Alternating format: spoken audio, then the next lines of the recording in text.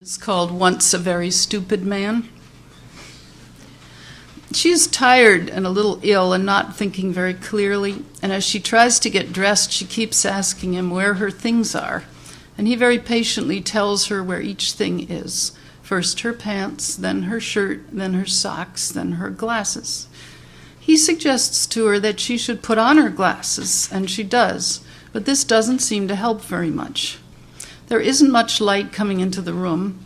Part of the way through this search and this attempt to dress herself, she lies down on the bed, mostly dressed, while he lies under the covers after earlier getting up to feed the cat, opening the can of food with a noise that puzzled her because it sounded like milk squirting from the teat of a cow into a metal bucket. As she lies there nearly dressed beside him, he talks to her steadily about various things. And after a while, as she has been listening to him with different reactions according to what he says to her, first resentment, then great interest, then amusement, then distraction, then resentment again, then amusement again, he asks her if she minds him talking so much and if she wants him to stop or go on. She says it is time for her to get ready to go, and she gets up off the bed. She resumes her search for her clothes, and he resumes helping her. She asks him where her ring is and where her shoes are and where her jacket is and where her purse is.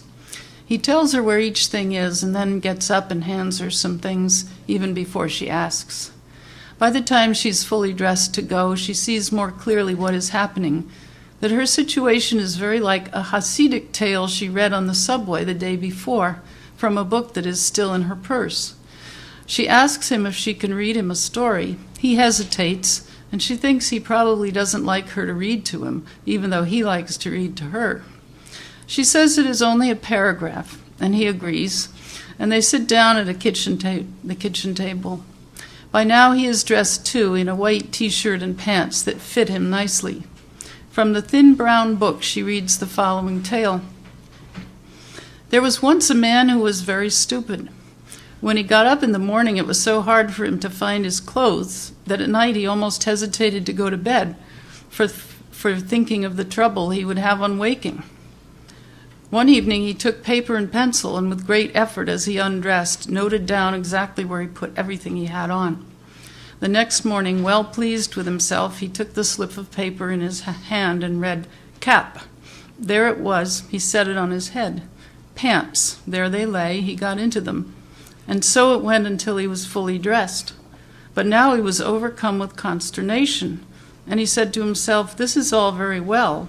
I have found my clothes and I am dressed, but where am I myself? Where in the world am I?" And he looked and looked, but it was a vain search. He could not find himself. "And that is how it is with us," said the rabbi. She stops reading.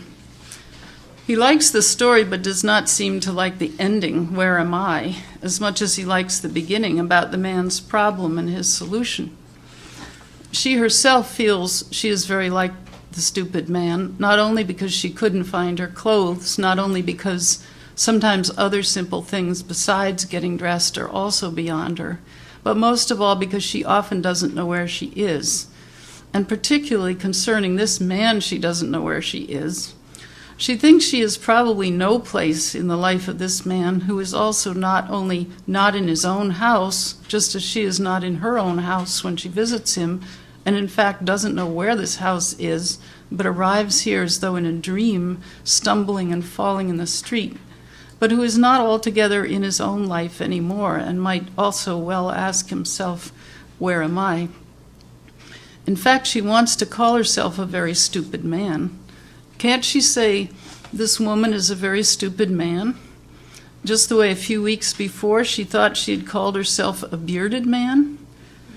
Because if the very stupid man in the story behaves just the way she herself would behave, or is even right now behaving, can't she consider herself to be a very stupid man? Just as a few weeks ago she thought anyone writing at the next table in a cafe might be considered to be a bearded man? She was sitting in a cafe, and a bearded man was writing 2 tables away from her, and 2 loud women came in to have lunch and disturbed the bearded man, and she wrote down in her notebook that they had disturbed the bearded man writing at the next table. and then saw that since she herself, as she wrote this, was writing at the next table, she was probably calling herself a bearded man. It was not that she had changed in any way, but that the words bearded man could now apply to her. Or perhaps she had changed. She has read the tale out loud to him because it is so like what has just happened to her, but then she wonders if it is not the other way around, and the tale lodged somewhere in her mind the day before and made it possible for her to forget where all her clothes were and have such trouble dressing. Later that morning, or perhaps on another morning, feeling the same stupidity leaving this man who is not quite in his life anymore, she looks again for herself in his life and can't find herself anywhere. There are other confusions. She cries, and may be crying only because it is raining outdoors, and she has been staring at the rain coming down the window pane, and then wonders if she is crying more because it is raining, or if the rain made it possible for her to cry in the first place, since she doesn't cry very often, and finally thinks the two, the rain and the tears, are the same. Then, out on the street, there is a sudden great din coming from several places at once. A few cars honking, a truck's loud engine roaring, another truck with loose parts rattling over an uneven road surface, a road mender pounding. And the din seems to be occurring right inside her, as if her anger and confusion had emptied her and made a place in the middle of her chest for this great clashing of metal, or as if she herself had left this body and left it open to this noise.